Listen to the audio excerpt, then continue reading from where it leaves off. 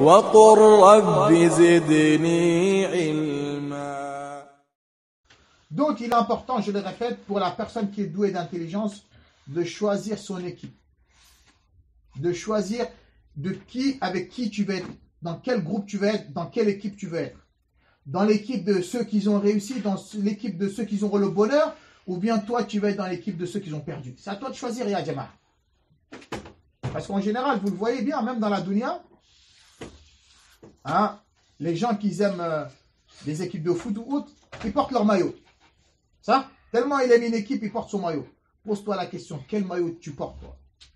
Portes-tu le maillot des gens qui réussissent, ou bien tu portes le maillot des gens qui vont perdre? C'est une question à se poser. Wallahi, c'est une question à se poser. Parce que là-bas, tu ne pourras plus te poser la question, ce sera trop tard. La question, c'est ici que tu dois te la poser. Et c'est ici que tu dois trouver les réponses. Et tu récolteras les fruits là-bas.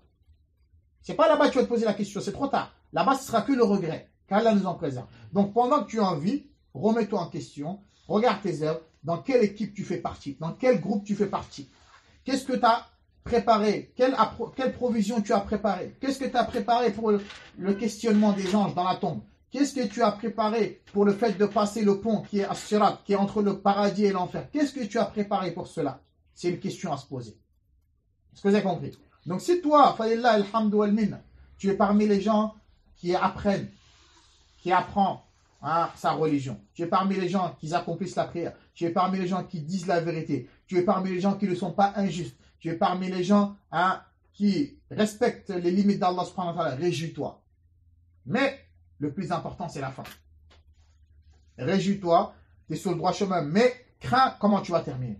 Mais si toi, mon frère ou ma soeur, tu ne te voiles pas, tu sors dénudé dans la rue, on voit toutes tes formes, ou bien tu ne fais pas la prière, tu ne respectes pas ton mari, tu ne respectes pas les parents, tu fais que de voler, de mentir, sache que tu cours un grand danger.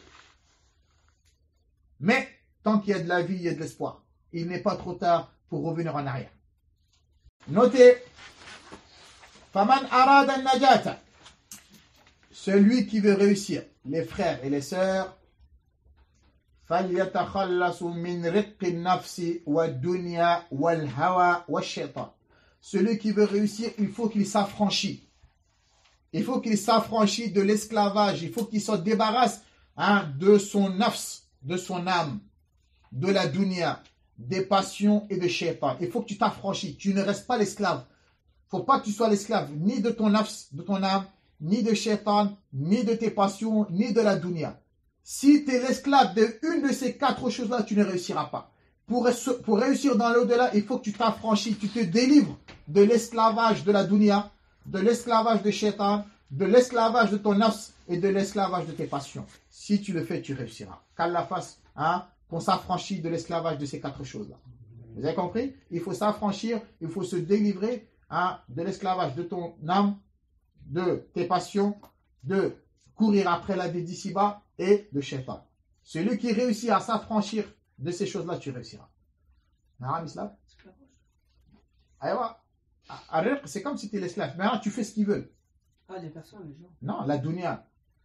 Shaitan, il te dit fais ça, tu fais. Ton nafs, il te dit fais ça, tu fais. Donc c'est comme si tu es son esclave. Tu fais ce qu'il te recommande de faire. Donc pour réussir, il faut que tu te délivres de leur esclavage.